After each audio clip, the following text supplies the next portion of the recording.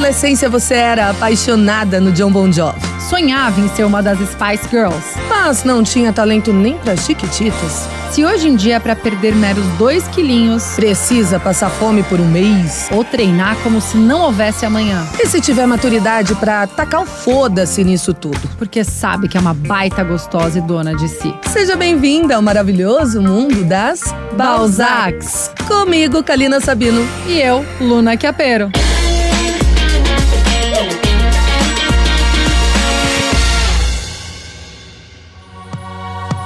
Olá, Balzacers! Sejam todas muito bem-vindas ao seu podcast Sem Poda e Sem Pudor, onde os assuntos femininos são falados de forma aberta. Para você que tem 30 e poucos anos, mais ou menos, sejam todas muito bem-vindas.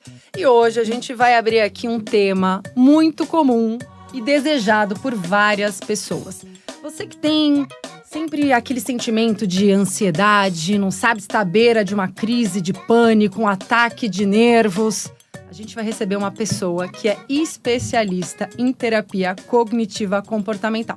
Mas antes da gente começar esse papo, aproveita, compartilha esse episódio na plataforma que você estiver assistindo com aquela amiga que vai se beneficiar.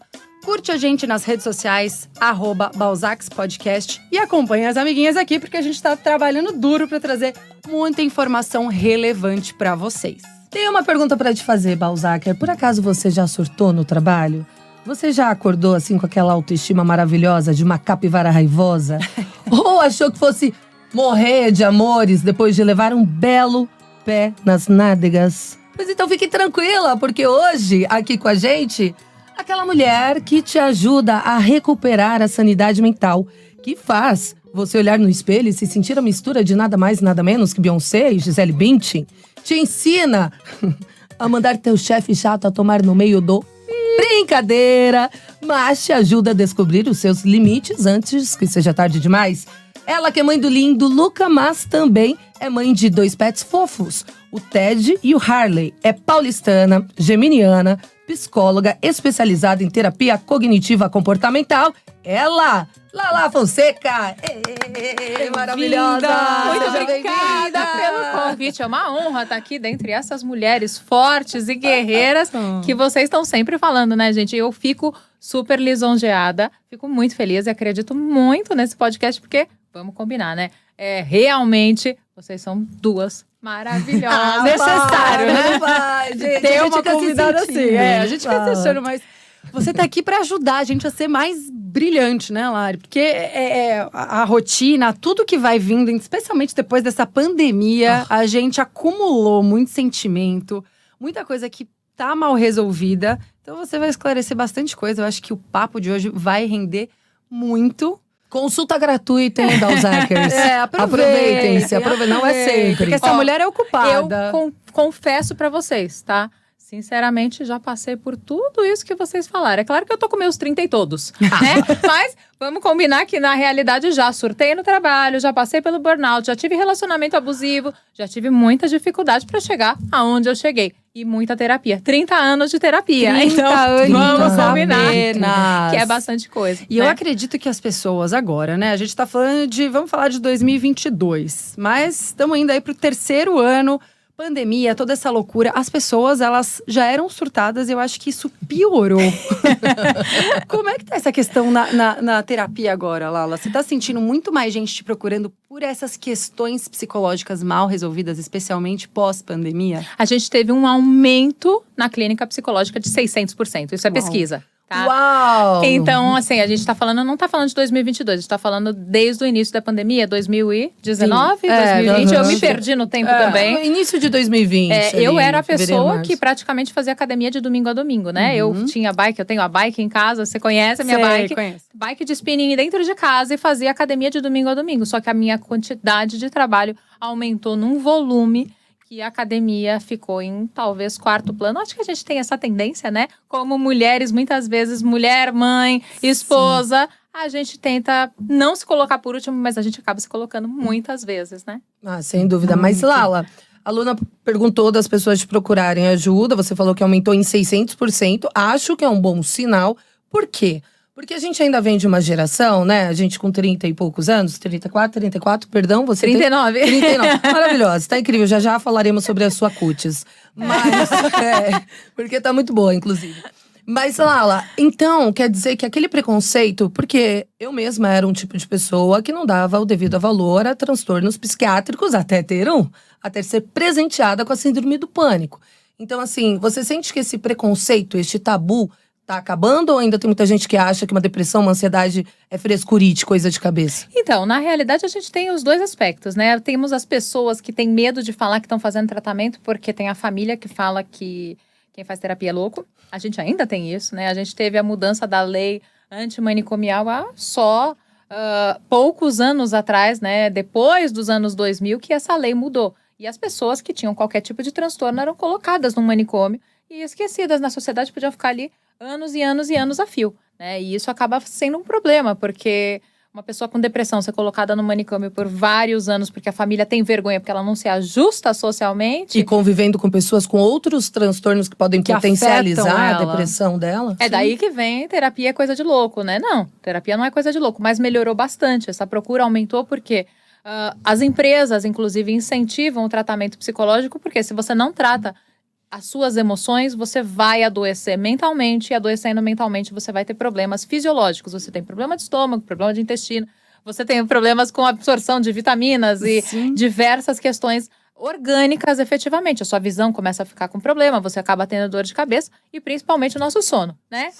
A primeira coisa que para quando a gente tá com alguma questão emocional, a gente para de dormir ou ter um sono de qualidade. Sim, e você falou que as empresas estão incentivando muito que as pessoas busquem terapia, né? Porque isso também automaticamente afeta o desempenho delas dentro da corporação. Elas vão desenvolver muito menos, vão entregar muito menos por conta dessa falta de tratamento. Efetivamente. Na verdade, se você para de dormir ou se você tem alguma questão que está martelando na sua cabeça, a sua produtividade é a primeira coisa que também vai aparecer, né, em termos sociais, né? Então, assim, a minha memória, a minha cognição, eu começo a esquecer. Onde foi que eu pus meu celular? Será que eu trouxe o fone de ouvido? Eu não sei, não lembro, esqueci. Né? Esses são os primeiros pequenos sinais. E aí, você acorda de manhã e aí você fala assim, eu vou pagar tal conta.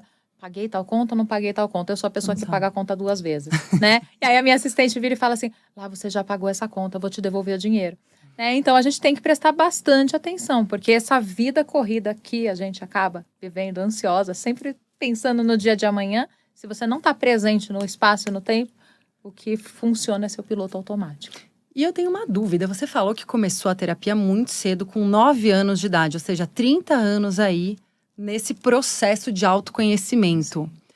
Qual foi o principal ponto para sua mãe, lá atrás? Eu sei que sua mãe também é terapeuta, mas qual foi a grande sacada que ela teve para identificar que uma criança aos 9 anos deveria começar a fazer terapia? Até pra gente ajudar outras mães que podem estar se perguntando em casa, mas será que meu filho, tá na hora do meu filho ir pra terapia? Isso vai ajudar a resolver algumas questões dele? Como que isso foi lá atrás? Então, na verdade, assim, o que começou a acontecer foi, minha mãe passou por uma crise de endometriose, ela sangrava bastante, ela tinha muita dor e eu tinha 8 anos. E aí, essa situação traumática fez com que eu começasse a ter medo, e eu era filha única, eu sou filha única, né? Eu começasse a ter medo de ficar apenas com adultos. E pelo fato de ser filha única, eu ficava muito com adultos, né? E aí eu falava pra minha mãe que eu tava com medo. E ela falava, medo do quê? E a criança não sabe descrever qual era o medo que ela tava tendo, né? Na verdade, eu tava com medo da morte. Já muito cedo eu comecei a trabalhar questões relacionadas à morte. Eu fiquei com medo que minha mãe morresse. E aí, ao conviver com adultos, eu começava a sentir. Ela falava, o que você tá sentindo? Eu falava assim, eu sinto que eu comi e tá parada a comida aqui. Era isso que eu descrevia. Uma falta de ar, praticamente. Exatamente. E aí, a gente começou, minha mãe trouxe minha prima para ficar muito junto comigo para viajar. E aí, eu comecei, né?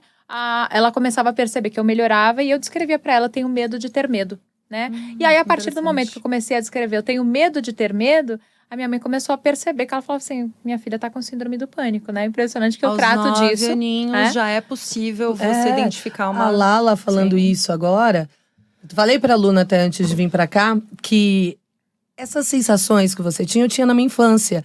E depois que eu diagnostiquei a síndrome do pânico final de 2020, eu pude perceber que o que eu sentia lá com 7 anos de idade, 1994, sei lá, não sei fazer conta agora aqui de cabeça, eram sintomas de ansiedade mesmo, porque eu tinha isso. Eu tinha medo de morrer. Eu falava pra minha mãe, tô com um pensamento ruim. Mas que pensamento ruim? Pensamento de morte. Meu pai e minha mãe morrer, sabe? Eu morrer.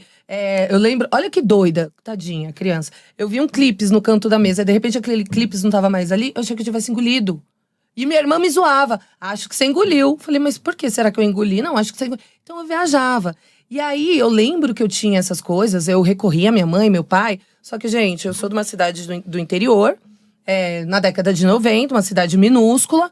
Quando eu falava isso, eles me levavam pra benzer. Me levavam na benzedeira, porque é uma criança perturbada. Tá faltando oração, né? Chama o padre tá pra faltando exorcizar. Chama o padre e exorciza essa criança perturbada. Porque eles acharam que era perturbação da minha cabeça, quando na verdade era ansiedade, né? Então isso foi somatizando. Aí eu tive o pânico, diagnosticado de vez. Passou. Teve uma fase que passou, assim, na minha adolescência, na juventude.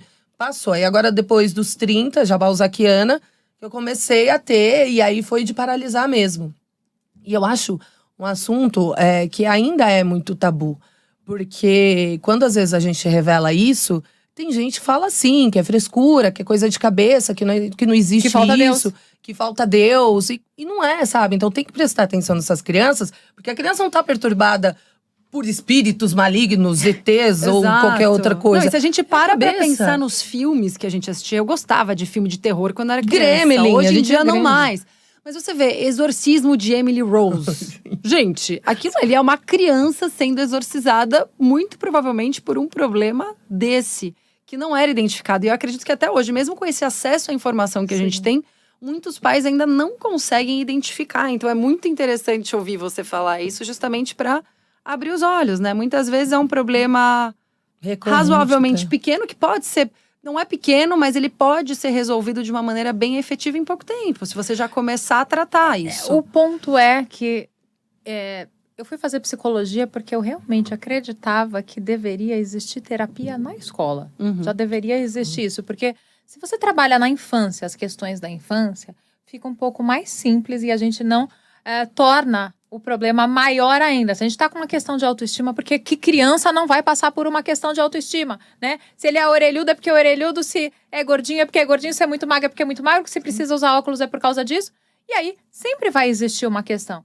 E aí vai começando a diagnosticar e a perceber questões de autoestima, trabalhar algumas coisas melhor, questões escolares, vai identificando e vai percebendo e vai se tornando um ser humano mais confiante de si, né? Sim. E aí a gente já tendo esse hábito, porque a gente desenvolve muitos hábitos na nossa infância, né? Se você já tiver esse hábito, você vai saber quando você está entrando num momento de desequilíbrio, será que não é momento de eu buscar a terapia? Por que a terapia não faz parte como academia do dia a dia das pessoas, né? Deveria fazer parte da vida das pessoas, algo que, tudo bem, eu não vou fazer terapia todas as semanas, se eu estou num quadro estável, tudo bem eu não fazer terapia todas as semanas, mas será que não vale a pena eu pensar sobre a minha vida pelo menos a cada 15 dias? Porque é uma reflexão sobre si, o quanto que a gente atropela e vive num automático, e a gente vai olhar para si, quando? Nas férias? O que eu quero fazer da minha vida? Quando a gente chega de férias e tá lá vendo aquela onda aí, voltar, você fala assim… Gente, acho que eu preciso tomar uma outra perspectiva pra minha vida. Acho que eu preciso fazer um curso. E aí você volta. O que aconteceu? Vai tudo de novo. Tomar outra caipirinha, porque agora… Vai pro reset. Isso, sem sombra de dúvidas. Mas qual o sinal de… Porque assim, uma coisa é a gente adulta, já velha, e identifica o sinal de ansiedade na gente. Quais são os sinais na criança, para que os pais fiquem atentos? Que aquela criança está desenvolvendo algum problema. Então, na verdade, é mais difícil, né? A criança acaba mudando um pouquinho, né? Se você percebe que o seu filho come bem, ele começa a parar de comer ou começa a comer muita porcaria. Se você percebe que ele é extremamente comunicativo, você também percebe que ele para um pouco de conversar, ele fica mais tímido, fica mais introspectivo. Questões escolares. Nas questões escolares são fantásticas. Se a criança, ela fala bastante, se desenvolve bastante, vai bem na escola, ela começa a ir mal, pode se ligar o sinal de alerta que alguma coisinha está acontecendo com ela, né? A questão do sono da criança, tem crianças até que regridem um pouquinho, né? Tem criança que parou de fazer xixi e volta a fazer xixi na cama, porque ela se sentia segura naquele outro momento onde ela fazia xixi. Então, alguns pontos não são muito acentuados, mas você tem que ter um olhar, né, um diagnóstico bem atento para as mudanças na criança, né? Porque realmente a gente vê que vários desses problemas atuais das pessoas, e de novo, fazendo um paralelo com essas coisas que eu assisto, né? Assisto muito documentário, por exemplo, de serial killer. Ai, eu acho fantástico. É Eles são extremamente fantástico, inteligentes. E é isso que eu gosto, de entender a mente Como que é? deles. Psicopatas. São psicopatas. Adoro. Então, assim, você começa a perceber que todo aquele comportamento bizarro, agressivo que eles têm, quando adultos, veio por questões na infância. Claro, a gente está falando aqui de casos extremos, mas foi alguma questão de abandono de um pai ou de uma mãe na infância, algum trauma que não foi tratado. Então, tudo isso, de alguma maneira, vem, né? Ou uma mulher que, por exemplo, tem medo do abandono do marido, do namorado. Provavelmente ela sofreu alguma coisa relacionada na infância, não foi tratado, e isso na vida adulta se manifesta de uma maneira muito negativa, né? Então, exatamente. A gente tem o caso lá do serial killer lá de Milwaukee. o Jeff Dahmer. Isso, exatamente. Você vê o que acontece na loucura. infância dele, né? Os pais, eles brigam constantemente, desde antes dele nascer, né? A mãe com um quadro, muito provavelmente ali, eu não sei se era deprimido, né? Porque não mostra tanto, Ela era bem tantos... surtada, né? ela tinha Depressiva, ela diversas tomava os medicamentos, questões, Tomava né? muitos. tomava diversos medicamentos que a gente não sabe o quanto, até quanto eles eram indicados na época para uma gravidez, né? Existem remédios que são indicados para mulher grávida e existem remédios que não são muito bons. Não é porque você necessariamente vai perder o filho, né? Tem alguns que sim, mas tem outros que sim, né? O que você consome, seja no aleitamento, seja na gravidez, vai refletir na criança. E o que você vive, né? Eu acredito muito nisso. A mãe que vive muito estresse, grávida ali, vive muito estresse, muito desgaste, muito conflito, muita briga, aquela menina que talvez nem pensava em ter filhos e aí começa a morrer de medo. É uma descarga de cortisol atrás da outra naquela criança, né? No bebê que está dentro dela. E aí vai ser uma criança que talvez tenha algumas consequências. É claro que, nesse caso extremo, é uma associação, né? A vivência do prazer com o pai, que na verdade foi aqueles momentos de secar os animais. Olha que legal. O que eu vou fazer com meu pai? Abrir um guaxinim pra entender o que eu vou… Sabe, custava brincar de carrinho, jogar uma bola, sei lá. Enterrar o bichinho que morreu, né? Exatamente. Faz uma Pega o cerimônia bicho que lá. morreu. Aí você tem uma associação disso com, né, uma própria questão genética. Muito provavelmente, né, a criança já vem com algumas questões genéticas. Significa que você tem uma questão genética psicopata ou bipolar ou depressiva, você vai ser? Não necessariamente. Você tem uma predisposição, mas depende do ambiente que você vive, isso vai ser acentuado ou não. E isso reflete em tudo, né, Lala? A Luna falou assim, da pessoa que tem medo de rejeição, sofreu isso na infância. Hoje em dia é uma pessoa cheia de problema, vai terminar um namoro, já começa a sofrer antecipadamente, viver um luto, aquela ansiedade, se descabela, já prevendo o fim acontece. E aí lidar com isso que é difícil, né? A pessoa até fala que ela atrai o fim, né? Porque ela já começa o relacionamento pensando no fim. E tem muitas mulheres, por exemplo, que eu atendo, que, por exemplo, tiveram os pais que se separaram, né? E aí, quando esses pais se separaram, o pai passou talvez a negligenciar, se a gente puder falar, passou a ter pouco contato com essa criança. E aí, o que começa a acontecer? Ela acaba sendo uma mulher que tem relacionamento, mas ela não valoriza quando o parceiro dela é afetivo, é amoroso, é carinhoso. Mas quando ele rejeita ela, termina com ela, aí ele se torna príncipe. É isso que ela consegue identificar. Exatamente, porque na verdade aquilo foi de alguma maneira, na infância dela, o amor, né? O amor, aprendi que o amor é na distância, o amor é com esse significado um pouco diferente. Aí ela precisa ressignificar tudo isso, né? Porque quem ama viver de uma forma rejeitada. E como ressignifica isso? Como que cura isso? Tem como? Fazendo terapia. É claro. Só com a terapia mesmo, né? Sim, você tem que analisar a situação, ver o que você quer pra você. Por mais que você saiba que não é isso que você quer pra você, você tem que identificar o que você vivenciou muitas vezes e o que se tornou uma crença pra você. Né? Então, ou seja, a maioria das vezes na terapia a gente trabalha o conflito de crenças. Eu acredito numa coisa, mas eu implementei, eu introjetei uma crença que não condiz. Então, eu me sinto culpada, muitas vezes, por ir contra as minhas crenças. Então, a gente precisa, né, alterar essas crenças. Quanto que você realmente valida essa crença? Não, isso para mim não é uma verdade absoluta. A mulher não tem que ser rejeitada, mas eu fui muito rejeitada pelo meu pai, por exemplo. Tá? Você aprende que isso é normal. Você aprende que isso é normal. E, Lala, vamos mudar um pouquinho de assunto? Porque a gente tem aqui as Balzackers que todas, cada uma em sua carreira, estão bem focadas nessa parte profissional também. E você é uma especialista em burnout. Esse é um termo que a gente ouve cada vez mais e é uma síndrome que a gente está entendendo que é comum, infelizmente, mas os dias de hoje levam muito, né, a isso. Então, eu queria que você explicasse como eu consigo identificar se eu só estou estressada ou se realmente eu estou caminhando para um burnout. Então, na verdade, o burnout ele vem como um quadro acentuado de estresse, tá? Então, ele tem uma associação? Sim, ele tem uma associação, né? Quando a gente entra em estresse, a gente tem aquela, né, a questão do cortisol, né? Até por isso que a gente conseguiu diagnosticar muitas pessoas, ali 80% da população com quadros de ansiedade e 90% com quadros de depressão durante a pandemia. E isso é dados da OMS, né?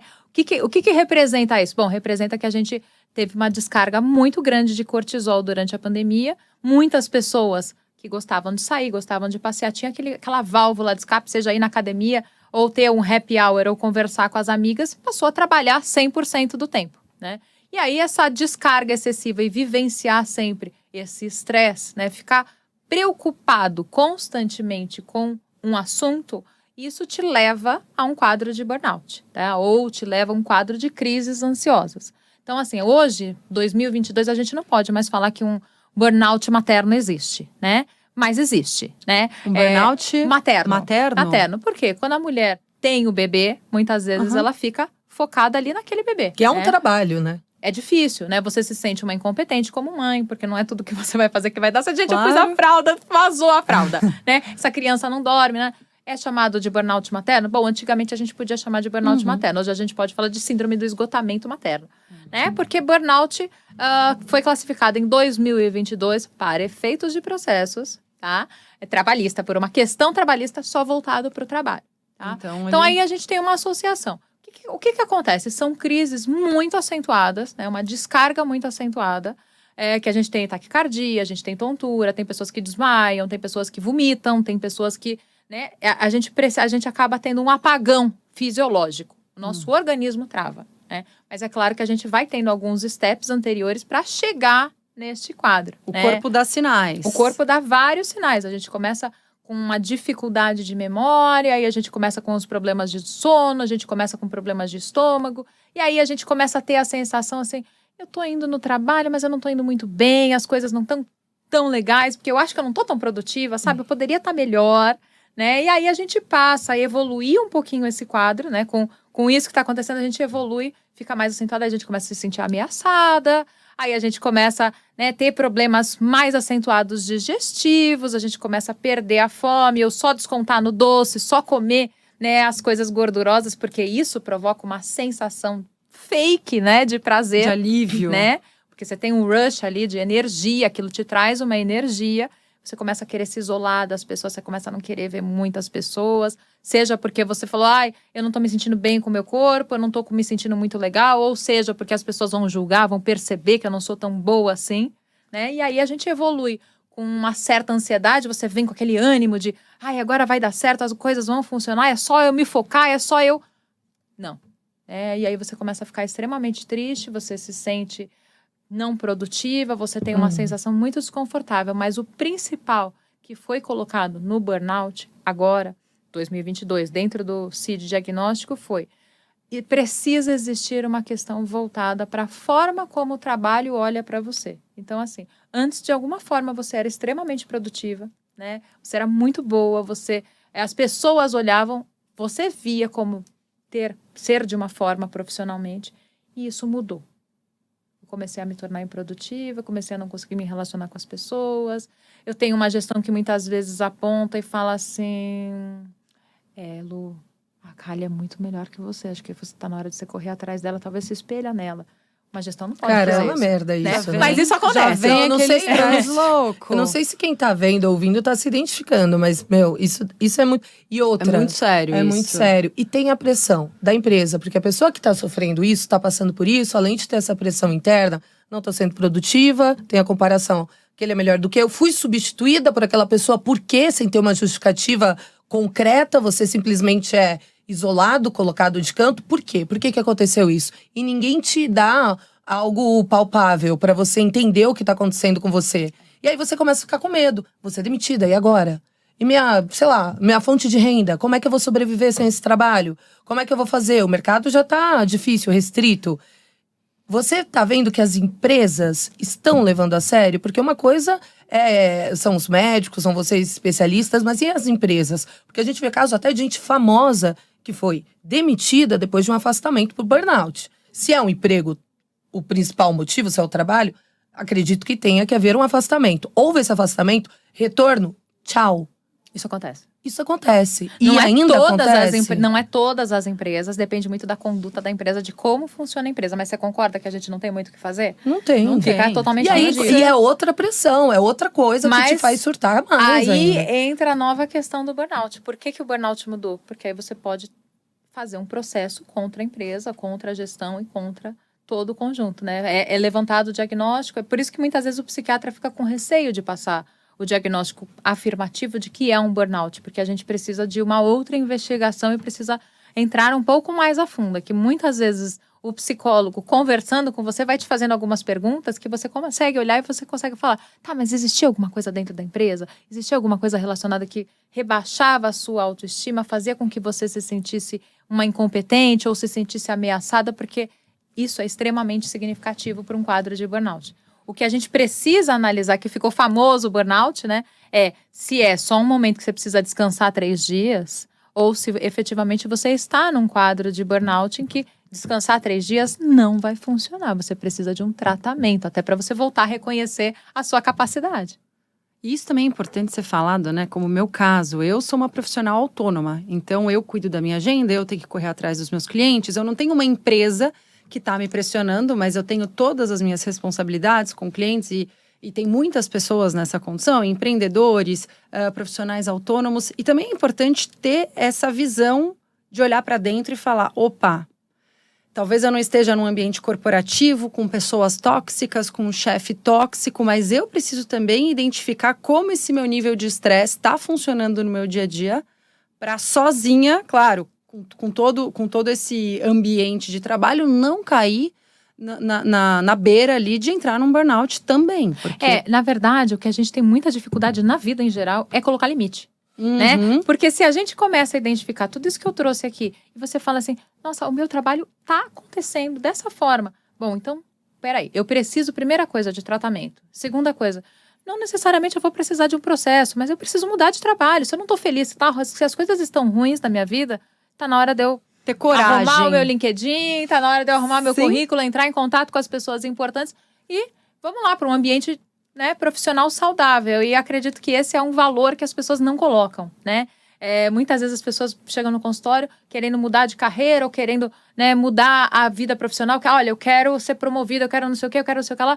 Mas a pessoa não valoriza a gestão. Né? Se você tem um bom gestor, se você tem uma pessoa que te coloca para cima, se você tem uma pessoa que te ensina, muitas vezes o salário não é tão importante quanto isso, porque o valor relacionado, muitas vezes você vai ganhar, agora eu mudei de trabalho, eu vou ganhar R$500 a mais, eu vou ganhar R$1.000 a mais. Tá, esse valor vai ser engolido rapidamente. Sim. Você pode ter certeza que em menos de 3 meses você já se adaptou com esses R$1.000 a mais. Né? E aí você acaba tendo uma vida hostil. Será que vale a pena? Eu diria para você, não sei se vale a pena você ir para um ambiente que você já sabe, que pode ser hostil, ou então você estar num ambiente que não faz você crescer profissionalmente e é tóxico para sua vida, faz com que você seja infeliz, né? Viver todos os dias da sua vida, você não vai aproveitar o lazer. Acho que um ponto muito interessante do burnout é esse, né? Você deixa de ver prazer nas coisas que você via antes. Então, o que você gostava de fazer, os limites precisam estar bem claros na nossa cabeça, Sim. né? Eu acho que é realmente olhar para dentro, que é o que a terapia faz muito. Olhar para dentro para se conhecer melhor e enxergando até onde você pode ir. Quais são os seus limites e até onde você pode ir com as pessoas. Você vai se posicionar. Se você vê que o seu gestor te dá uma resposta desagradável, bom, e aí? Né? Vou continuar aqui ou não? Porque às vezes as coisas mudam. Só o dia você falava, olha, não gostei muito da forma como você falou comigo. Acredito que se você falar de uma forma privada, para mim vai funcionar melhor. Bom, aí muitas coisas resolvem. Porque muitos gestores não sabem que aquela brincadeirinha que ele faz, muitas vezes, faz com que a gente se sinta extremamente mal, né? A gente brinca pra falar a Você fica verdade. martelando aquilo na sua cabeça depois de um tempão. Putz, mas será que eu sou isso mesmo? Será que eu fiz aquilo? Paranoias, né? Noias. Olá, e antes da gente mudar de assunto, né? A gente tá abordando aí essas questões de trabalho, síndrome do pânico. O burnout é muito semelhante ao da síndrome do pânico? Alguns sintomas são semelhantes. O que a gente não tem é a questão relacionada com a autoestima, né? Com a minha sensação de capacidade, né? É claro que vai ter um efeito colateral, mas a síndrome do pânico está muito relacionada com essa descarga de sintomas, porém você não consegue prever, né? Quando eu vou sentir isso, né? Se você fala para mim que, olha, quando eu chego no meu trabalho, praticamente 80% das vezes que eu vou chegar no meu trabalho, eu começo a ter taquicardia, começo a ter desconforto, bom, você está me trazendo uma crise ansiosa, né? Agora, quando você... Bom, eu vou sair, vou viajar, eu tô numa viagem, tô começando a ser, e aí eu não sei, o medo é aquilo que eu trouxe para vocês, o medo de ter medo, né? O medo de ter aquela descarga de susto do que vai acontecer comigo. Gatilho que vai te levar para aquilo. Qual é a do gelo? Porque vocês gravaram um vídeo uma Ai, vez gente, que eu esse achei vídeo foi tão máximo. maravilhoso. Quem ainda não assistiu, por favor, entre no Instagram da Lala, porque nós somos parceiras, né, Lá? Sim. Eu crio muito conteúdo de vídeo para ela. Então a gente pensa juntas em todos esses temas que são pauta, né? E são casos reais de muitos dos seus pacientes. Eu nunca provei o gelo na minha mão. Quando Pois você é. estava em crise, Não você é. nunca provou o gelo? Mas Não isso ajuda, sabia. viu? Eu não sou terapeuta, mas Eu já não sei que sabia, ajuda. Eu não tinha ideia. É fantástico isso, né? Na verdade, assim, não vai tratar a causa da crise, né? E isso é um ponto importante. Se você tem crise quando você chega no trabalho, o que acontece com você? Bom, você precisa trabalhar o porquê você está tendo crises ao chegar no trabalho. Mas naquele momento, você não vai conseguir trabalhar absolutamente nada, né? A realidade é essa. Então, você precisa, pelo menos, conseguir se controlar dentro de uma crise, né? O que acontece com o gelo é que, pelo fato, né, dele ser algo desconfortável, a sua atenção volta-se para ele. Então, a gente ativa neuroreceptores que fazem com que a sua atenção se volte toda para o gelo. Então, tem várias dicas. Você pode pôr o gelo na boca, sentir o gelo, né? Prestar atenção. O que a gente precisa para sair de uma crise Ter outro ter estímulo. outro foco. Você não vai ficar pensando na crise que você está tendo, você não vai ficar pensando que você está chegando no seu trabalho, você não vai ficar pensando em algo relacionado com a crise. Você precisa sair dali, né?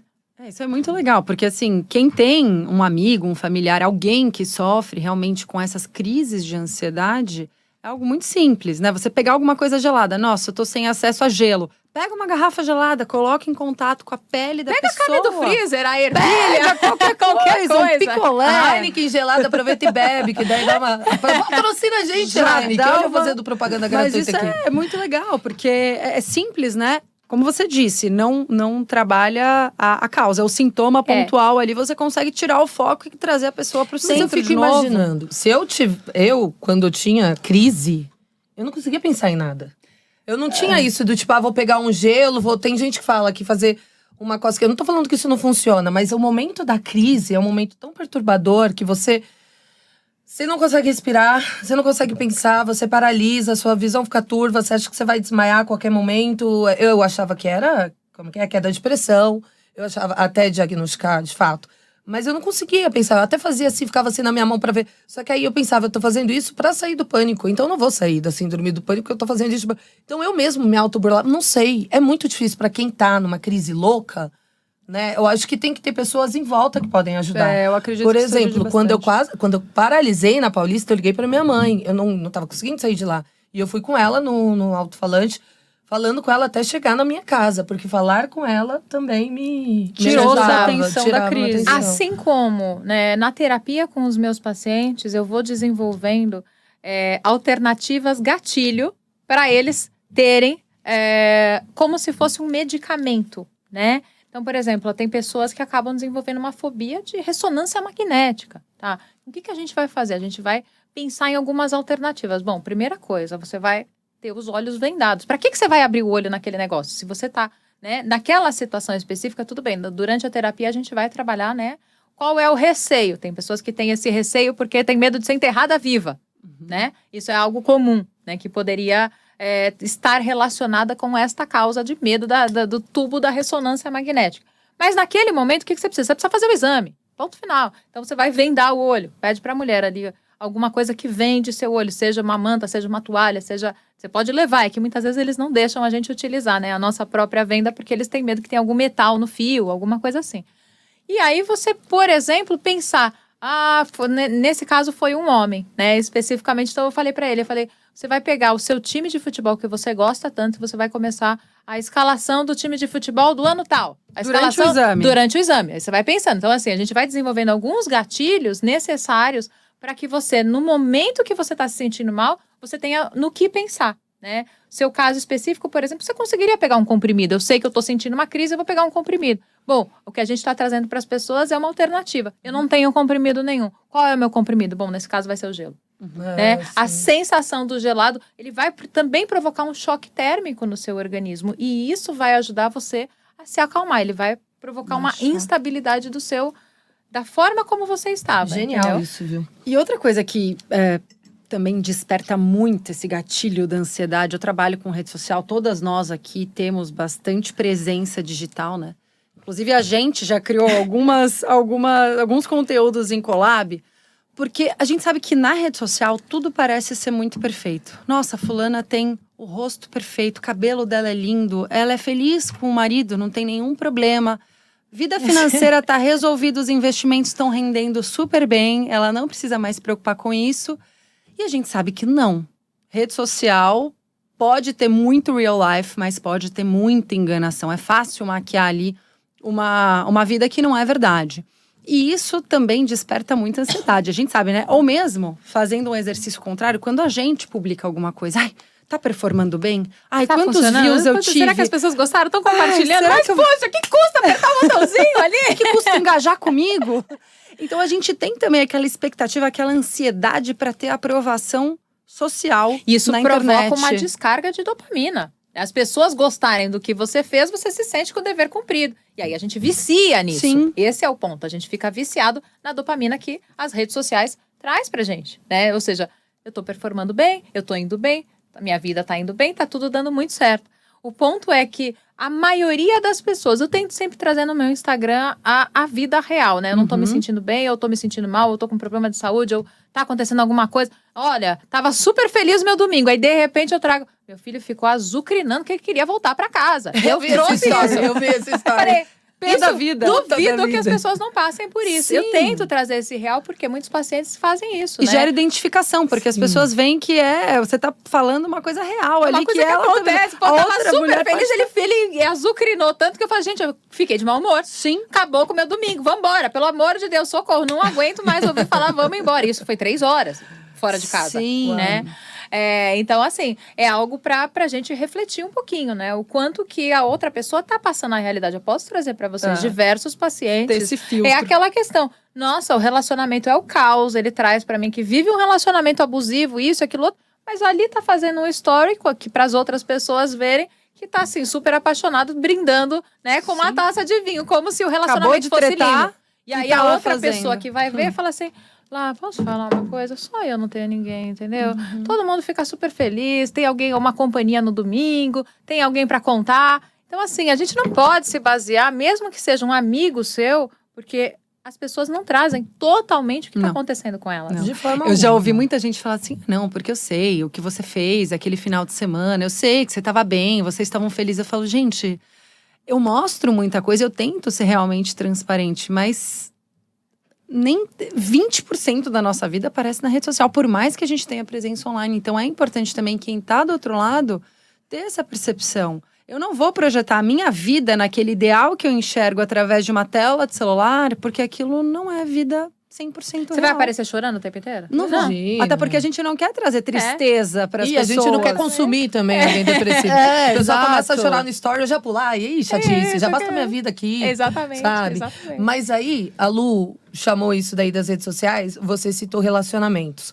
O que eu percebo, que hoje em dia os relacionamentos também estão mais fragilizados, até por conta das redes sociais. O que são as redes sociais? Por exemplo, o Instagram nada mais é do que um Tinder gigantesco, né? Porque é um menu de pessoas lindas, maravilhosas, com vidas perfeitas, legais, gente boa, ricas e etc, etc, que aparece ali na sua tela. E aí você tá se relacionando com alguém, aquele relacionamento não tá legal, porque afinal, relacionamentos não Tem são altos e sempre baixos. legais. Sim. E aí eu vejo que as pessoas não estão mais tão postas a fazer aquilo dar certo, como era, sei lá, a questão de pouco tempo, até 15 anos, né? Há 15 anos já era um pouquinho diferente. Hoje em dia não, hoje em dia não, tá um saco isso daqui, sai, descarta, e aí vem a próxima ou o próximo. Parece que não tem valor, Não né? tem valor, parece que é um negócio sempre superficial. Porque, na verdade, está muito relacionado ao universo digital que a gente vive. Né? A gente consome uma bolha.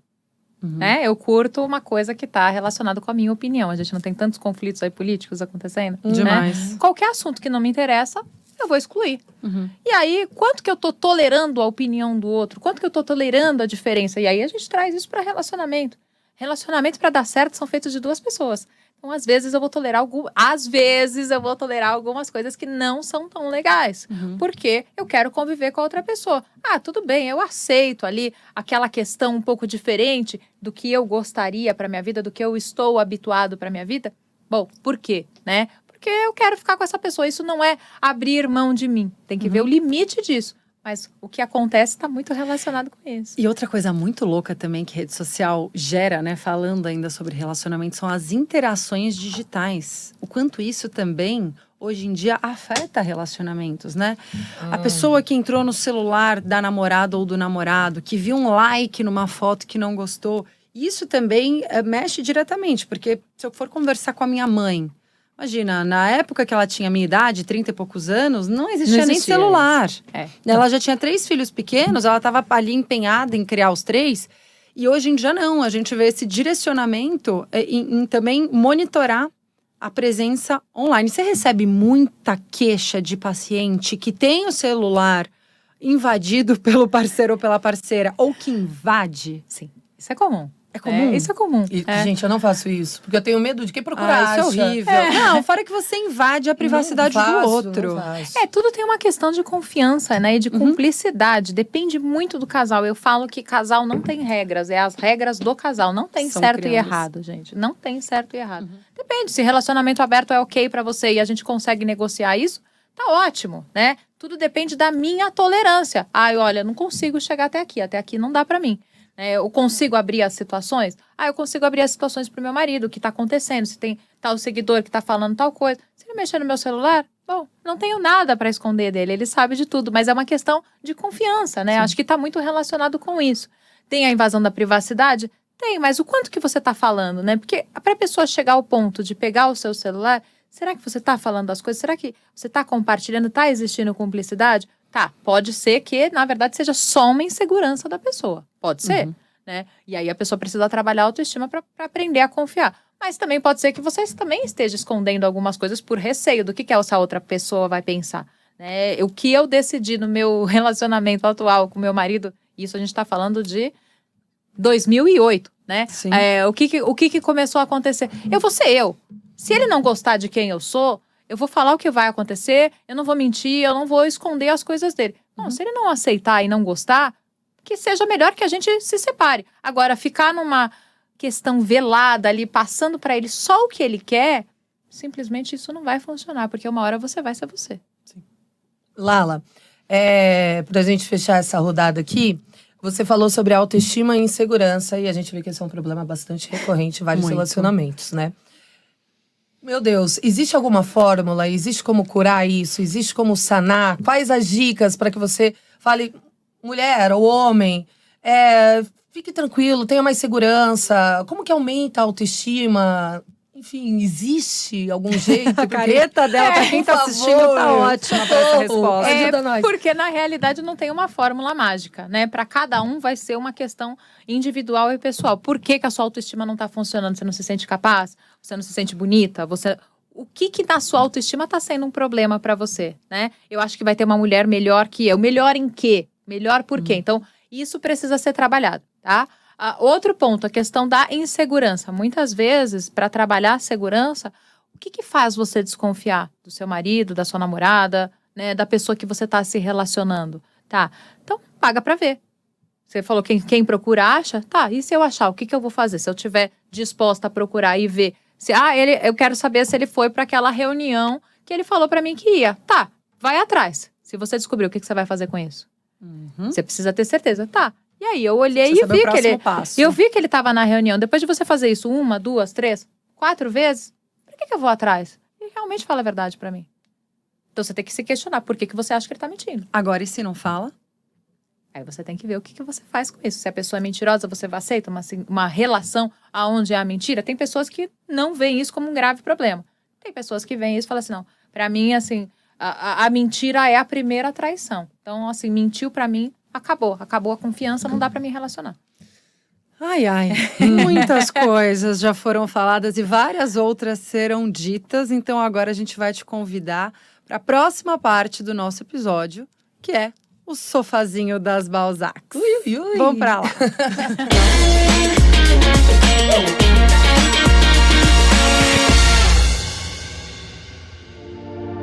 Pronto, estamos aqui já acomodadas, à vontade, no nosso sofazinho das Balzacs. Adoro essa parte. É quando saem as pérolas desse podcast.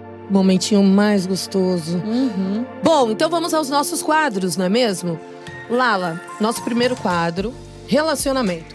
Novinho emocionado ou coroa calejado? Mas como você é uma especialista maravilhosa e a gente quer dicas valiosas, me fala uma coisa, a mulher depois dos 30 anos, meu caso, uma mulher solteira depois dos 30. Isso é propaganda, hein? Sempre é, né? Deixa Sempre de é ser, né? assim. Alô, solteiros. Alô, Balzacs, a gente tem o nosso e-mail ali no perfil do Instagram, tô brincando. Tô com preguiça, por exemplo. Tenho tido preguiça de me relacionar novamente. Acabei de sair de um relacionamento, não foi nada traumático, foi tipo X, foi meio até que indiferente. Só que, sabe, de conhecer pessoas, de sair, de ir pra rua. A maioria da mulherada nessa idade passa por isso ou não? Tem um contraponto do tipo, poxa, tô envelhecendo, quero ter uma família, tô sem ninguém, vou apelar. Tem tudo, né? Mas o que mais acontece de verdade, Kali, é o que você está vivendo, né? Acredito que muito provavelmente o seu foco é a vida profissional, né? E você querendo viver a vida profissional não fica muito tempo para sair, se divertir, encontrar pessoas, conhecer pessoas. Aonde eu vou conhecer alguém? Vai ser na academia, né? Porque eu conheci na academia, recentemente eu conheci o gatinho da academia. Conheceu. Exatamente. E a gente fica um pouco com isso, né? Eu, quando me separei também, eu tinha acabado de fazer 30 anos, depois de um relacionamento longo. E aí, durante um período, eu falei assim, eu nunca mais vou conseguir me relacionar com ninguém. A gente fica com essa ideia meio que fixa na cabeça de que, não deu certo, agora eu sou uma mulher liberta, segura de mim, eu já sei aquilo que dá certo, que não dá. Preguiça. A gente não quer muitas de terminar vezes. uma relação só porque você, na verdade, ele Todo já me sofrimento. conhece, vou ter que começar tudo de novo.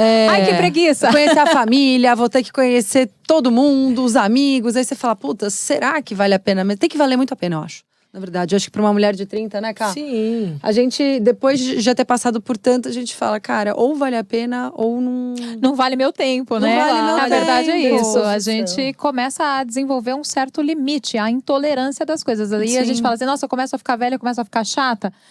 Porque na verdade a gente não fica mais tão tolerante, aceitando tudo, engolindo tudo. Então, pra valer a pena um relacionamento, pra eu me dedicar, pra eu querer abrir mão do meu tempo, né? Porque acho que o tempo é o nosso maior bem, o bem mais precioso que a gente pode ter na vida. Tem que valer muito a pena. E aí, acho que é interessante analisar, né? Porque a gente começa a montar um Frankenstein, né? Quando a gente pensa que vai se relacionar com o cara, ele precisa disso, precisa daquilo outro. Não, na verdade, você tem que pensar o oposto. O que ele não pode ser de repetição dos seus ex que você viveu e que você não gostou. Porque talvez eu nem tenha pensado que eu queria uma pessoa que me fizesse carinho, né? E talvez meu marido me faça carinho e seja super bacana. A gente se adapta bem com as coisas gostosas, com as coisas legais. Sim. Mas as coisas ruins são grandes limites pra gente. E aí a gente fala assim, isso eu não quero me viver mais. Eu não quero um rapaz que… de uma certa forma, seja agressivo, seja estúpido. Isso é uma coisa que eu não admito na minha vida. Porque a gente passa a não aceitar também mais alguns comportamentos imaturos. E a gente tá em outra fase também, né? Você tá naquele momento que você já começa a cogitar casamento, filho. Se é que você não viveu isso antes, né? Então, assim, você fala, pô, eu vou perder meu tempo ali só com alguma coisa que não vai dar em nada. E aí a gente começa a cogitar algumas ideias, começa a pensar em algumas coisas, porque aí a gente fala assim, pera, eu vou encontrar o príncipe encantado em quantos anos, né? E aí a gente começa, de certa forma, a pensar, será que não vale a pena voltar com aquele ex que Deus que me livre e guarde. Nossa, ex porque é uma coisa bate que, gente, uma por favor, carência. não caiam nesse erro, não voltem com ex, porque ex não dá, né? Um brinde. Não caiam cometam esses nessa. erros absurdos. Se já foi erro uma vez na vida, vai ser erro de novo. Não, mas eu também, aí eu sou a boazinha, né? Eu falo, a gente também tem que, e aí é real. a gente tem que também validar aquilo que foi bom num relacionamento passado, não, sim, né? amiga. Mas a gente tem uma tendência a esquecer o que foi ruim, É, tá? isso é E aí foda. a gente tá carente, não Ah, tá tá. com preguiça de Mas sair, aí de ir pra chama, balada, de só não sei o quê. Tem que chamar Vai só pra recorrer fazer ao aquele fácil, negocinho, Que não tem tanta burocracia E você já tem mais. intimidade, Mas não aí tem aquela é questão muito de pudor. fácil voltar pro sentimento, porque Uhum. não é uma coisa tão simples assim. Se existiu um sentimento, em algum momento vai voltar. Então essa ideia aí que a gente vai ser amigo e vai conseguir ter relação e vai ficar numa boa, Mas, não gente, funciona muito bem. Tem muita gente, né, que é amigo de ex, eu acho isso tão evoluído, tão legal. Mas um amigo que ela tá falando entendeu? É, Chipa no chipa, tchaca-tchaca na Amizade tchaca. colorida. amizade tudo bem, Isso. agora a amizade colorida, Não dá. o sentimento Já são volta outros e a sua 500. tendência é voltar ao relacionamento ou Resgata, esperança né? de voltar ao E relacionamento, aí até tudo porque a volta. gente se conhecia tão bem, por que não formarmos uma família? Acho que agora vai dar certo, ele vai mudar. Apenas isso, apenas vamos montar uma família juntos e ser feliz pra sempre. É. Uma loucura. Bom, agora vamos pra outra pergunta. Outro quadro que é bem maravilhoso, que é o Bem-Sucedida na base do Tarja Preta. Aí eu quero saber de você, em primeiro lugar, antes da gente ouvir os seus cases do consultório. Você, Lala, terapeuta, como você lida com isso? Tem ali algum aditivo medicamentoso para te ajudar a segurar tudo isso? Até porque, quando a gente está falando de uma terapeuta, você recebe muitos problemas, né? Você atende muitas pessoas com ansiedade, com burnout, crise do pânico. Acredito que, de certa forma, você absorva um pouco disso. Eu falo, né, que na minha casa a gente tem a energia das plantas, das pedras, parece que as plantas morrem. Acho que uma vez até você viu e eu falei pra você, nada de planta fake, aqui é tudo Sim, planta é verdadeira, verdade. porque elas vão morrer. Sim. Mas Elas. a energia delas, eu acredito realmente que absorve. Mas é claro que eu não faço nada disso em relação aos tratamentos, Sim. né, Lu? Mas assim, o que eu vou te dizer é, além da terapia há 30 anos, dependendo da intensidade que eu atendo, né, realmente a gente acaba absorvendo. Então, sim, né, eu piorei muito na pandemia, clinicamente, né, o meu quadro, eu tinha o quadro da síndrome do pânico, eu tenho um quadro ansioso, né, e isso evoluiu para um quadro deprimido, né, então, assim, realmente, eu preciso de medicamento, né, parei com as crises de ansiedade, muito Graças. bom, né? Mas sim, eu sou a pessoa que tem crise e fica calada, né? Você nem percebe. Eu posso estar em crise nesse momento e eu tô performando numa palestra super ok, porque eu sou essa pessoa multi. Eu faço palestra para grandes empresas, eu participo de programa de TV e eu faço os atendimentos que são questões que eu amo e ainda quero fazer um curso. Então, assim, eu sou mãe, tenho uma família. Tô cansada Tenho a só de minha escutar mãe. tudo isso. Muita coisa, a gente coloca muita coisa no nosso dia e provoca um desgaste. Então, assim, já aconteceu de a UTI não existia, né? E, por exemplo, eu ter que tomar meio comprimido de Lexotan para dar uma palestra, porque a palestra a conexão estava caindo, estava acontecendo um monte de Deus. coisa e eu precisava me estabilizar. Hoje em dia eu já me adaptei, isso não é um grande problema mais para mim. Mas no começo, quando a gente começa a se questionar e fala assim, as pessoas vão achar que eu tô sendo incompetente, que eu não tô sendo boa o suficiente. A gente começa a questionar, né?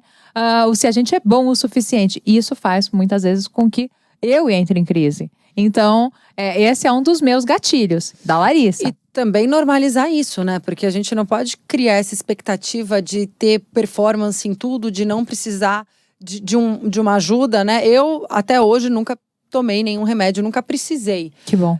Mas você sabe Vou pegar que… o plasma do teu sangue e estudar.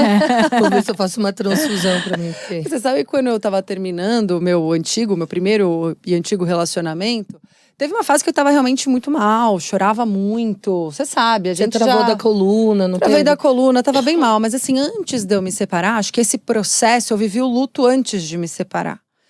Normalmente a gente vive. Né? E aí na época, eu lembro que eu comecei a fazer terapia e ela me indicou para um psiquiatra. E quando eu falei isso para os meus pais, eles falaram: você não vai para um psiquiatra tomar remédio, porque não é o caso ainda. Se fosse, iria. E realmente eu decidi não ir. Eu decidi me libertar. É aquele momento que você fala, você engole o choro, pega aquela bagagem de coragem que ainda te resta e toma uma atitude.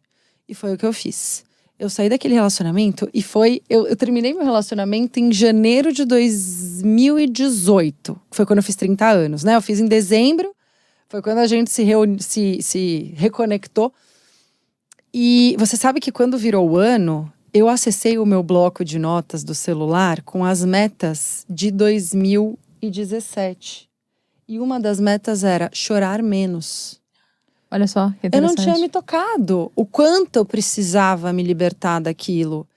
E por acho que foi realmente por essa atitude minha, né? De não querer me entregar. E eu não tô falando aqui que quem toma remédio, que quem faz terapia, ou que quem vai no psiquiatra não tá indo pelo caminho certo. Não, de jeito nenhum. O dia que eu precisar tomar remédio, eu vou tomar.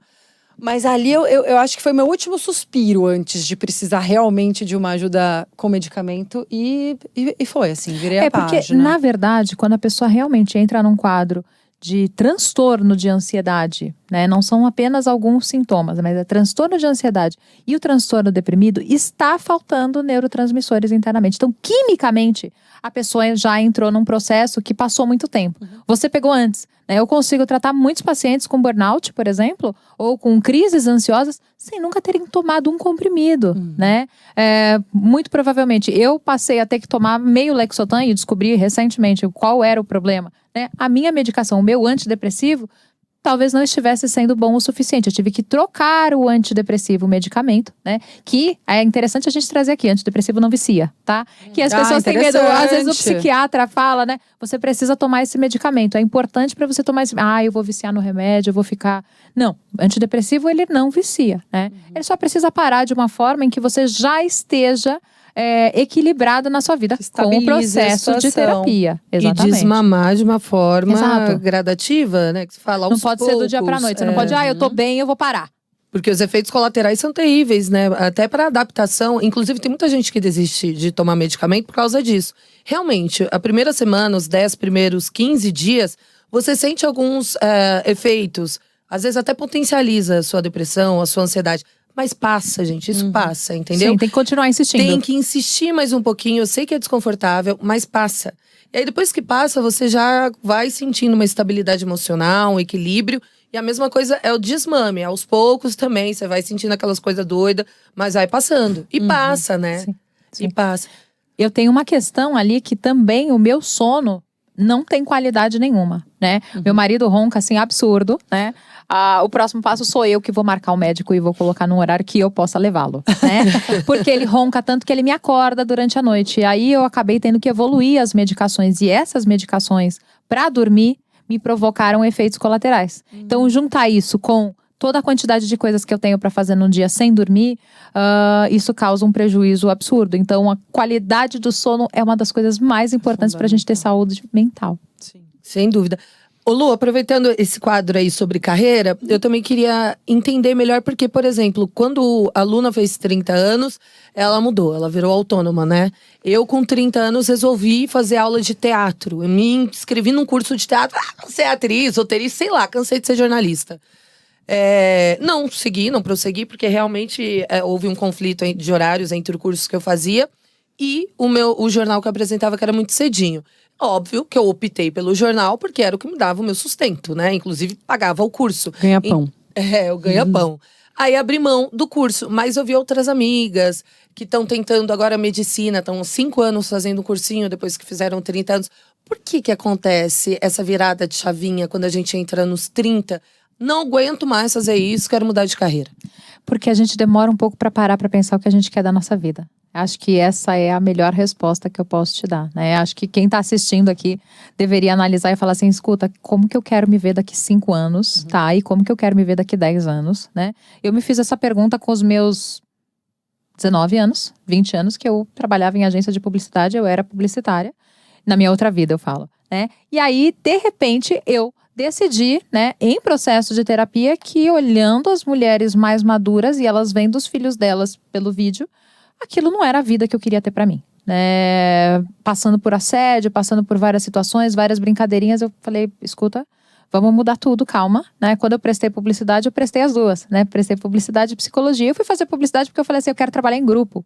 Eu não quero trabalhar fechada com uma pessoa falando sobre problemas. Só que os meus amigos sempre me acessavam, né? Exatamente nesse aspecto. Já viam em você esse suporte. Exatamente. Meu marido sempre falou, quando a gente era amigo, que ele falava, você deveria ser psicóloga, né? Eu acredito que você deveria seguir essa carreira. E aí, eu falei assim, eu quero poder levar meu filho no pediatra, eu quero poder tirar uma sexta-feira, eu quero poder ir viajar.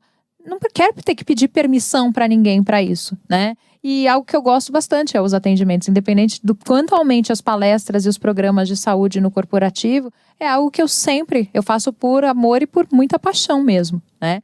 Porque eu gosto desse atendimento pessoal, essa questão de one-on-one, né? Eu acho que isso é fundamental. Então, a gente tem que buscar ser feliz. Se você faz essa pergunta e você percebe que não é isso que você quer, você entra no seu limite. E aí, tá na hora de mudar de carreira. Mesmo que você tenha 30 e poucos ou 30 e muitos. As minhas colegas de essa faculdade, eu tinha 22 anos, as minhas colegas, eu fui ser amiga das pessoas que realmente queriam fazer aquela faculdade valer, né? Eu já tinha feito uma que eu fazia todos os trabalhos. E aí, eu decidi, na faculdade de psicologia, que eu ia escolher as pessoas certas. As minhas amigas, elas tinham 40, 50, 35, já tinham filhos, já estavam nesse timing da segunda profissão. Agora, ainda falando da mulher de 30 anos, a gente tem outra questão que é um gargalo, por conta do nosso relógio biológico também. Filho pet ou filho humano? Tem mulheres que estão muito decididas, elas querem ser mães de pet, elas já decidiram que não vão ser mães, porém tem as outras que querem muito, tem esse sonho, né, de ter um filho. Mas, por exemplo, eu e Ká estamos chegando nos 35, que é aquele ponto crucial onde o seu médico fala: e aí, você vai querer ser mãe ou não vai? E começa aquela pressão toda. Congela óvulos, tenta naturalmente. Isso é algo que deve dar muito parafuso na cabeça da mulherada de 30 e poucos anos, né? No seu caso, você foi mãe aos 32, então acho que ainda estava nesse período, mas eu acredito que muitas mulheres que passam com você… Eu engravidei com 32 porque eu fiquei doente, o antibiótico fez falhar a pílula. Olha aí, o Meu universo mandando o bebê. Meu marido falava assim, tá na hora da gente tentar, porque eu tive uma gestação que não deu certo, e aí eu fiquei com certo receio e falava sempre pra ele: deixa eu emagrecer mais 5 quilos pra gente… A gente com essa mania, deixa eu emagrecer porque eu vou crescer imensamente. O que é inevitável é que a gente nunca tá preparado para ter um filho. E aí nunca vai chegar esse momento ideal e perfeito. Eu realmente quero. Claro, às vezes acontece. Mas assim, se eu falar para vocês que é de 10 a 20% das pessoas que têm essa grande expectativa, porque o nosso receio é muito… eu vou ter que abrir mão da minha vida, eu vou ter que mudar as minhas coisas, eu acho que eu não tô preparada, espera mais um pouquinho, daqui a pouco vai chegar um momento… Não, esse momento nunca vai chegar. Mas Lala, essa mulher que ela tem certeza que quer ser mãe, mas ela ainda não encontrou o parceiro ideal, ela não quer optar por uma adoção, ela quer realmente engravidar de alguém, de um parceiro dela. Quer ter uma família. Quer ter uma família, quer casar. Aquele sonho que muitas mulheres têm, né? É como administrar esse sentimento, porque é para entrar em parafuso, principalmente quando o seu corpo, por uma questão de tempo, não é mais tão favorável para uma gravidez. Cláudia Raia com 60 anos. Ai, ela quis em todos os ela quis em episódios. todos. Não tem jeito, gente. A gente precisa biologicamente. Por que não o processo de congelamento de óvulos? Se você não está com o parceiro ideal, se você não tem a certeza que você quer continuar com aquela pessoa, que você gostaria de ter um filho com aquela pessoa, porque a gente não tem certeza absoluta se a gente vai continuar com aquela pessoa. A gente não tem como ter essa resposta, certeza absoluta, né? Mas a gente tem a certeza de que talvez essa pessoa seja um bom pai. A gente vai apostar nessa ideia, não significa que realmente vai ser. Mas você apostando nessa ideia, bom, ok. E aí, como é que faz? Agora, se eu tô solteira e eu quero filhos na minha vida, bom, a ideia é congelar os óvulos. É o ideal para você fazer, porque você vai chegar, né? Não tem jeito. O nosso relógio biológico acaba funcionando e a gente tem um período. Pois é, esses dias eu fui ao ginecologista, já tem um pouco de tempo, e eu fui em busca de um método contraceptivo, pensei em colocar um DIU. Cheguei lá, ele começou a perguntar sobre a minha vida, na época eu namorava o ex. Já tem um certo tempo, hein? Não tem, porque vai… enfim. Enfim. E aí eu falei, não, quero um método contraceptivo, né? Porque não quero ter um baby neste momento, eu acho que eu tinha 32 anos, verdade. Aí ele virou, na hora que eu tava indo embora, ele falou: mas você não pensa em congelar óvulos? Eu falei: doutora, eu tô vindo aqui pensando em não engravidar, o senhor quer que eu congele óvulos? Eu achei até indelicado da parte dele, porque eu saí de lá me sentindo mal. Falei: caceta, será que eu tô ficando velha mesmo? Não, eu sei que foi um alerta. Eu tava com 32, agora eu tô com 34. 35 começa a ter uma queda, né, ali da produção. Mas eu acho que… Não é só a queda da produção, é a qualidade dos óvulos. Também, né, além de tudo. Óvulos saudáveis você tem um limite, né? Tudo depende, né, de quando é a sua primeira menstruação. Mas todo médico vai conseguir te explicar. E efetivamente, quando a gente vai chegando mais perto dos 40, os nossos óvulos na verdade, a gente vai tendo um óvulo com menos qualidade, A gente né? vai Vai ficando cansada. ficando. Exatamente. Mas E isso não preguiçosa. significa que você não vai ter. Mesmo com 30 anos, você tem 31 anos, você não vai ter um óvulo que talvez numa gestação não tenha qualidade. Isso acontece também. Eu tive uma perda gestacional, exatamente porque alguma coisa aconteceu ali. E aí, aproveitando o nosso papo de saúde, né, a mulherada, nós, inclusive… Não dá pra fugir disso. Não tem como fugir disso. Metabolismo pra quê? Bom, a gente sabe, né? A gente sabe.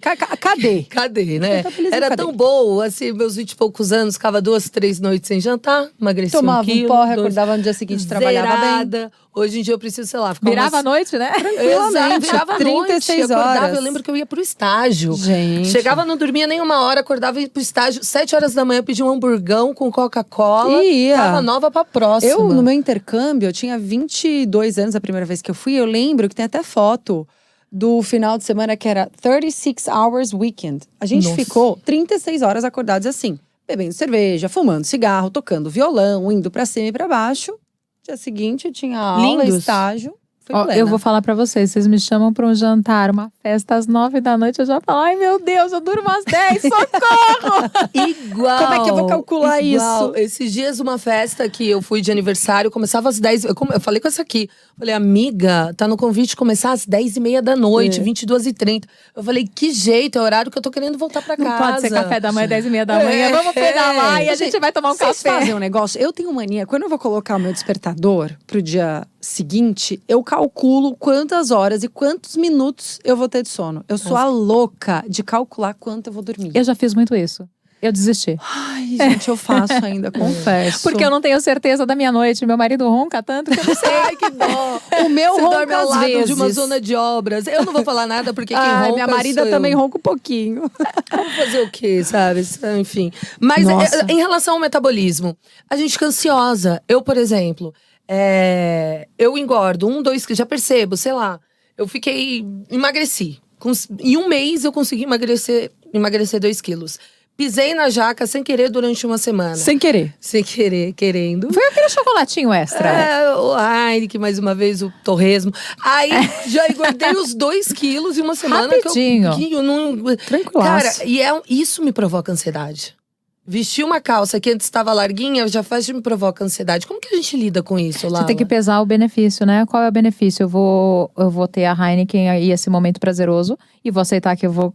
talvez não caber tão bem na calça jeans. E aí a gente comprou uma calça jeans um pouquinho maior.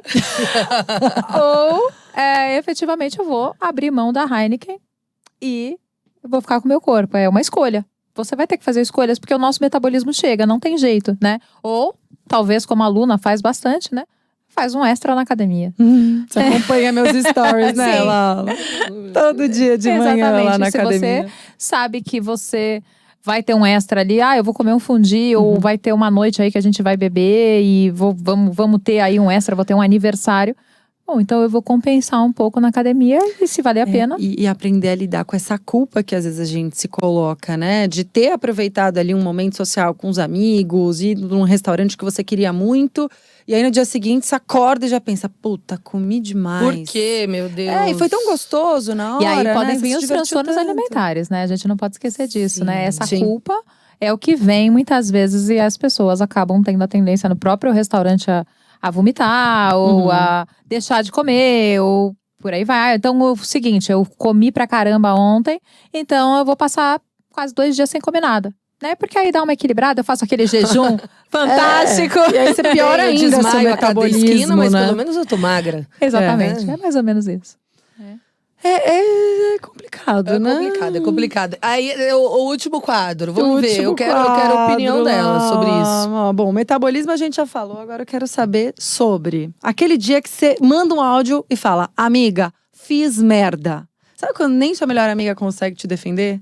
Tá. Eu quero que você conte um caso seu, de novo, porque é tão gostoso ter uma terapeuta aqui e ouvir as merdas Não que terceirize. ela faz, porque Eu a quero gente saber sempre o acha seu. que vocês são deuses, vocês estão em outro patamar. Não, conta a sua merda. Foi a melhor coisa que eu fiz na minha vida, tá? Olha! Meu Deus. Eu tinha uma tendência, eu estudei numa escola de freira, e você aprende muito a ficar calada, né? E eu não sabia me defender muito bem. Tanto que eu falo, eu preciso ensinar meu filho a se defender. Pelo amor de Deus, ele não pode ficar calado. Eu demorei aí com os meus 22 anos para realmente aprender a me defender. Eu encontrei o meu ex-namorado num bar, que eu levava ele. Que a gente tava naquele rolo de vamos voltar, não vamos voltar. É aquela história que não dá certo, né? Sabemos. Aquela amizade colorida que não funciona com o ex, né? Porque a gente realmente tava num relacionamento e ele falava, não, por favor, não fique com ninguém no carnaval, porque a gente vai ficar junto de novo e tal, e não sei o quê, nananã. E aí, eu peguei uma amiga, né? Falei, vamos num bar mais tranquilo, porque ela tava com a perna quebrada. E levei ela em tal bar, né? Porque era pertinho da minha casa, ele morava na Zona Leste. E o bar era perto da minha casa, perto do Ibirapuera, em Moema, né? E aí, encontrei ele com uma outra menina. Que canalha. Não, a melhor coisa foi a pior besteira que eu já fiz na minha vida, que hoje eu não me arrependo de forma nenhuma. Mas foi a primeira reação que eu tive na vida. Eu liguei pra ele. Fui pro banheiro, minha amiga não entendeu o que estava acontecendo, eu fui pro banheiro e liguei pra ele pra ver qual era a mentira que ele ia me contar. E aí, eu fui falando com ele até chegar na mesa dele.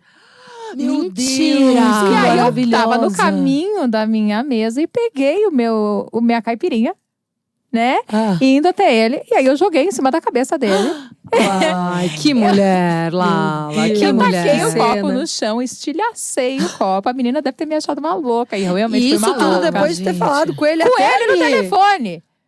Ele olhou assim, olhou pra minha Incrédulo. cara, aí eu joguei a bebida na cabeça dele, estilhacei, eu olhei pra cara dele e falei, não fica com ninguém no carnaval, foi só isso que eu falei. Nossa, Não. cara. Eu ainda catava o primeiro garçom que aparecesse na frente, no sim, só de Mas raiva. aí eu exagerei, porque ele era apaixonado por carro. E aí quando eu saí, eu tava com a Ai, minha Lala, chave. que maravilha. Ai, gostei, preferi essa. Eu sou criativa. Gente do Meu céu. Eu escorpião saí do grita mais bar, alto aqui. eu deixei, eu larguei a minha amiga lá, ela pagando a conta, eu tava Amiga, transtornada. depois faça um pix.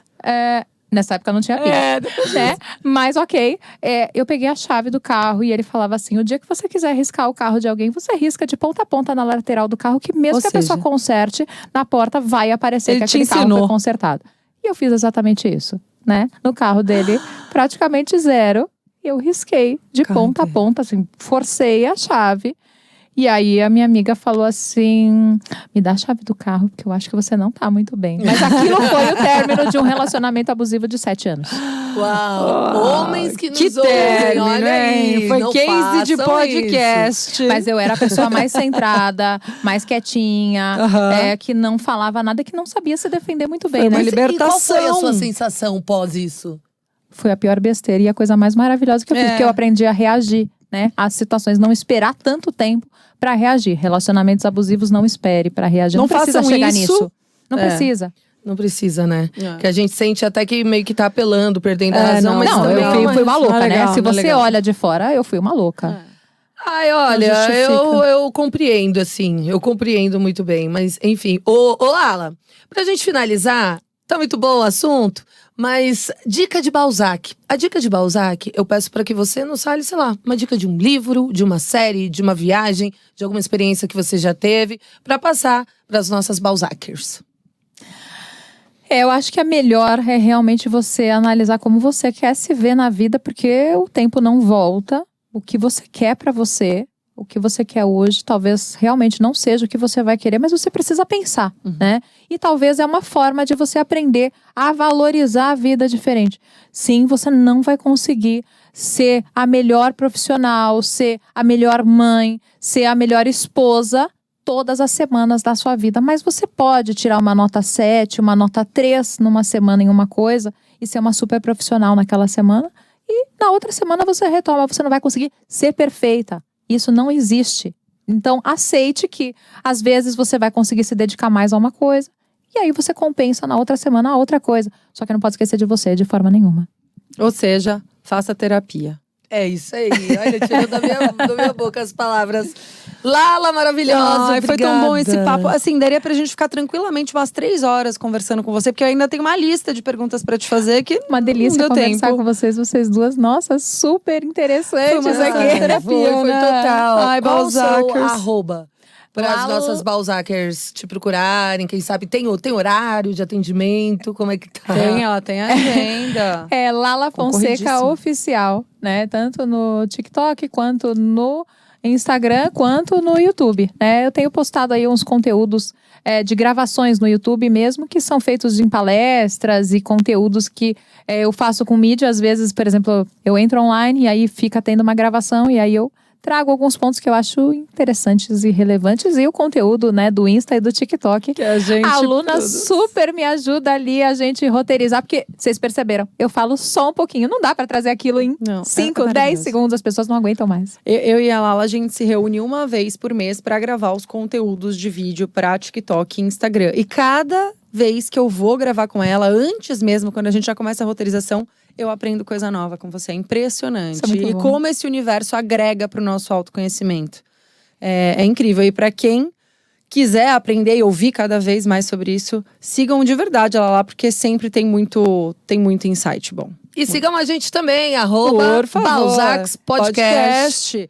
Os cortes aqui do podcast vão sempre pro nosso Instagram e pro nosso TikTok. A gente tá sempre criando conteúdos divertidos, inventando alguns reels que façam sentido pra você. E também mandem sugestões pra gente, tá, gente? De pauta, de temas, de perguntas que vocês querem ver e escutar aqui no Balzacs Podcast, que é sempre por vocês, Balzacers. É isso aí, gente. Obrigada. Vamos na aberta agora, porque é hora de dar aquele tchau gostosinho.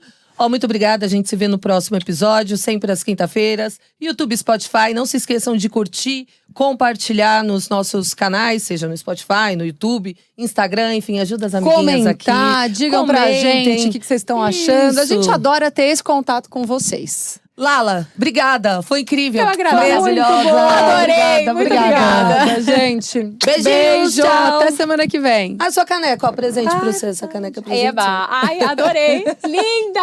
Balzacs.